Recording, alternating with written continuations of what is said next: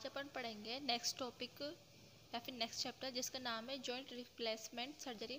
उसके बाद अपन देखेंगे हेमी आर्थोप्लास्टी। ओके, तो अपन देखते हैं जॉइंट रिप्लेसमेंट सर्जरी क्या होता है। तो जॉइंट रिप्लेसमेंट सर्जरी में अपन देखने को नाम से पता लग रहा है कि जॉइंट है उसका रिप्लेसमेंट, मतलब जो जॉइंट है ना उसको अपन ने रिप्लेस कर दिया कुछ एक्स्ट्रा या फिर कुछ और आर्टिफिशियल कंपोनेंट्स के साथ। तो यहाँ पर यही लिखा हुआ है जॉइंट रिप्लेसमेंट सर्जरी। तो इसका प्रोसीजर में क्या होता है ना, तो ऐसे है, joint replacement is the procedure there by one or both the components forming a joint are replaced with artificial components. तो ये एक डेफिनेशन है जिसको अपन ने टुकड़ों में बांटा हुआ है 3 तरीके से।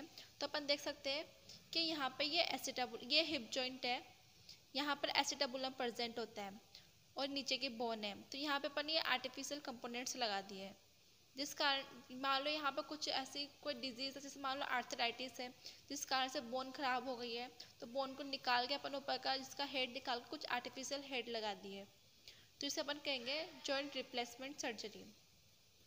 तो आगे लिखा हुआ है, तो जो अपन आर्टिफिशियल कंपोनेंट्स लगाते हैं उसे अपन कहते हैं प्रोस्थेसिस। ओके, तो प्रोस्थेसिस किसके बने हुए होते हैं, स्पेशली मेंटल एलॉय के मिलकर बने हुए होते हैं ये प्रोस्थेसिस, एंड स्पेशली हाई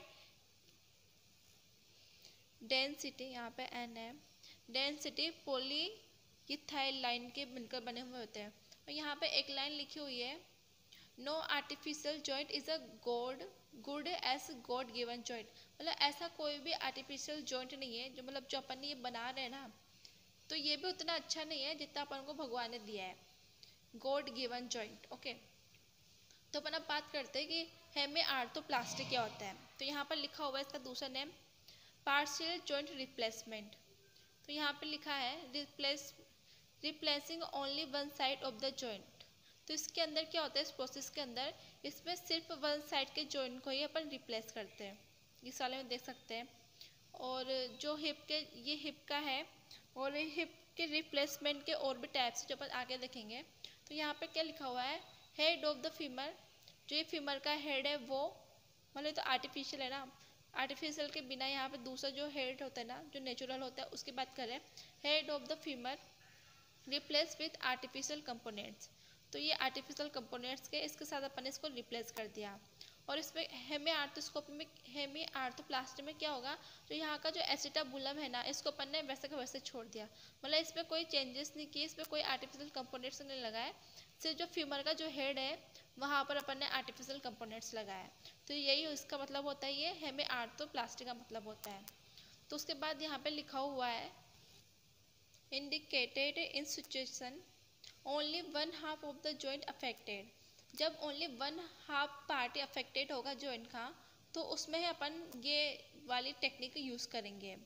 जैसे यहाँ पे एग्जांपल लिखा हुआ है, मान लो कोई एल्डर पर्सन है, उसके अंदर फ्रैक्चर हो गया है फीमर के नेक का अगर फ्रैक्चर हो गया है एल्डर्स में, तो उसमें अपन ये वाली सर्जरी यूज़ करेंगे, मतलब ये वाले आर्टिफिशियल कंपोनेंट्स लगाएंगे, मतलब इसको अपन कहते हैं प्रोस्थेसिस। तो इस तरह से अपन इसको ट्रीट करेंगे, एग्जाम्पल इसका। तो यहाँ पर प्रोस्थेसिस कौन कौन से प्रेजेंट हो सकते हैं, एक तो हो सकता है सिंगल पीस और 2 पीस। सिंगल पीस को अपन कहेंगे मोनोपोलर, और जो इसके अंदर 2 पीस रहेंगे उसको अपन कहेंगे बाइपोलर। ये प्रोस्थेसिस है। प्रोस्थेसिस का मतलब अपन ने देख लिया कि क्या होता है, जो कि आर्टिफिशियल कंपोनेंट्स होते हैं ना उसको अपन कहते हैं प्रोस्थेसिस। तो यहाँ पर अपन को कुछ टाइप्स दिए हुए हैं हिप रिप्लेसमेंट के। तो यहाँ पर है मोनोपोलर, यहाँ पे बाइपोलर। तो मोनोपोलर में क्या हो रहा है ना, सिर्फ अपन ने ये हेड रिप्लेस किया है, लेकिन इस वाले में अपन ने एसिटाबुलम का भी रिप्लेस किया है। यहाँ पे 2 प्रोस्थेसिस है। तो आगे जाके इनके भी पार्ट्स है कि कौन कौन से पार्ट्स होते हैं, यहाँ पर 2 है, यहाँ पर 3 है, किस तरह से अपन इसको फिक्स किया।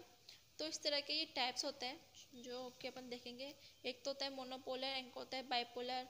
और इस वाले पे 1 पीस फीमोरल प्रोस्थेसिस, यहाँ पे मॉड्यूलर फीमोरल प्रोस्थेसिस, और ये वाला है सीमेंटेड प्रोस्थेसिस, और ये है अनसीमेंटेड प्रोस्थेसिस। सीमेंटेड और नॉन सीमेंटेड भी इसके अंदर आएगा। तो फिर लेटर स्टेज में क्या होगा ना, मोशन अकर्स तो जो मोशन जो मूवमेंट होगा ना वो होगा between the two parts of the prosthesis. तो क्योंकि दो पार्ट्स हैं तो दोनों पार्ट्स के बीच में मोशन होगा। तो अब यहाँ पे आ रहा है जो प्रोस्थेसिस है इसको अपन किस तरह से लगा सकते हैं। तो अपन इसको लगा सकते हैं सीमेंटेड एंड अनसीमेंटेड। जो सीमेंटेड अपन यूज़ करते हैं वो अपन करते हैं bounded to the host bone by the bone cement and जो अनसीमेंटेड है वह a press fit design where natural bonding occurs between the host bone and prosthesis. आप यहाँ पर देखो, यहाँ पे सीमेंटेड और यहाँ पर है अनसीमेंटेड। तो सीमेंटेड अपन किस में करवाएंगे, वो अपन करवाएंगे एल्डर्स पीपुल्स में, और जो अनसीमेंटेड कराएंगे अपन यंगर्स पीपुल्स में, एक्सेप्ट लेफ्ट 10 to 15 ईयर। मतलब अपन सीमेंटेड करवाएंगे जो ओल्ड पर्सनस है, क्योंकि इसको अपन दोबारा ट्रीट नहीं कर पाएंगे, क्योंकि सीमेंटेड और अनसीमेंटेड में क्या है ना, यंगर पीपुल्स में अपन करवाएंगे। अगर मान लो यहाँ पर अपन को फिर से सर्जरी करनी पड़ी, फिर से जॉइंट रिप्लेसमेंट करना पड़ा, तो अपन इसको आसानी से कर सकते हैं। इसलिए यहाँ पे सीमेंटेड और अनसीमेंटेड होता है। तो अपन ने यहाँ पे प्रोस्थेसिस देख लिया, सीमेंटेड एंड अनसीमेंटेड। अब आगे यहाँ पे लिखा हुआ है ना, ऑपरेटिव टेक्निक्स कंसिस्ट ऑफ, जो कि जो टेक्निक्स होती है ना ऑपरेट करने की, तो इसके अंदर क्या क्या इंक्लूड है। वहाँ पे इंक्लूड है exposing the hip, dislocating the hip, resecting the ends, preparing the medullary canal for receiving the prosthesis canal। उसके बाद है reducing the hip and closing the wound। तो इस तरह से इसका टेक्निक्स होती है, इस तरह से अपन को परफॉर्म करनी पड़ती है स्टेप बाय स्टेप।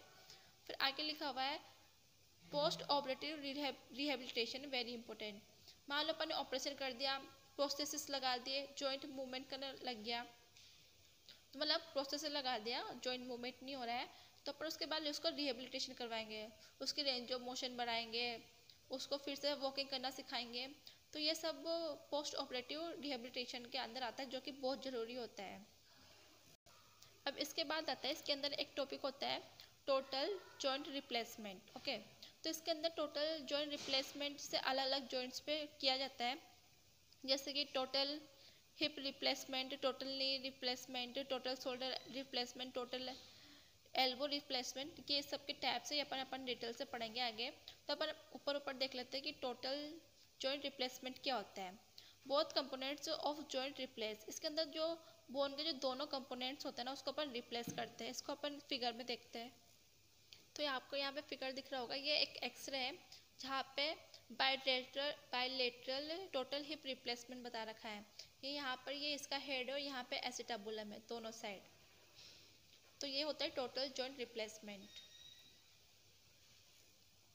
तो इसके अंदर एग्जांपल दिया हुआ है टोटल हिप रिप्लेसमेंट का। इसके अंदर हेड एंड जो एसिटाबुलम है ना, दोनों का रिप्लेसमेंट होता है। कि अपन किस कंडीशन में करवा सकते हैं, अगर जॉइंट में आर्थराइटिस है काफ़ी ज़्यादा सीवियर, तो वहाँ की जो बोन्स है वो गल जाएगी, डिजेनरेट हो जाएगी, तो उस कारण से अपन हेड का और एसिटाबुलम दोनों का रिप्लेसमेंट करते हैं। फर्स्ट डेवलप्ड, जिसको सबसे पहले किसने बताया था, सर जॉन कर्नेड इन 1960 इसको बताया था, पता नहीं इसको क्या ट्रांसलेट करते हैं। उसके बाद है सर जॉन चार्ली इन 1960। तो अब यहाँ पे डिपेंड करता है कि जो सर्जरी हुई है ना वो सक्सेसफुल हुई है नहीं हुई है।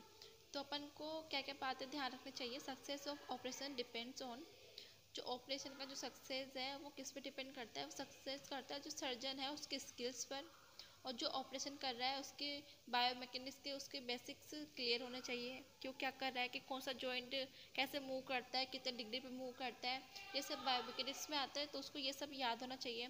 Functional status of the joint before surgery, तो तीन चीज़ें बहुत इंपॉर्टेंट है ऑपरेशन के सक्सेसफुल होने के लिए। उसके बाद है काफ़ी जो टेक्निक है ये टोटल जॉइंट रिप्लेसमेंट, ये काफ़ी एक्सपेंसिव होती है, क्योंकि इसमें काफ़ी महंगे जो आर्टिफिशियल जो भी कंपाउंड्स लगाते हैं काफ़ी महंगे आते हैं, और काफ़ी गुड क्वालिटी के कुछ ज़्यादा महंगे आते हैं। और इसकी अपन कॉस्ट दे सकते हैं कि अपन कुछ आइडिया लगा रहे हैं कि इसकी कॉस्ट इतनी हो सकती है। उसके बाद मेकिंग ऑपरेटिव सक्सेसफुली, अपन किस तरह से इसको सक्सेसफुली बना सकते हैं। जैसे उसके बाद है training of the surgeon, standard of the operative theatre, post operative care, ये सब को ध्यान रखना चाहिए। उसके बाद आता है कि कौन कौन से इसके अंदर रिप्लेसमेंट हो सकते हैं, hip, knee, shoulder, elbow, partial knee replacement and disordered shoulder replacement.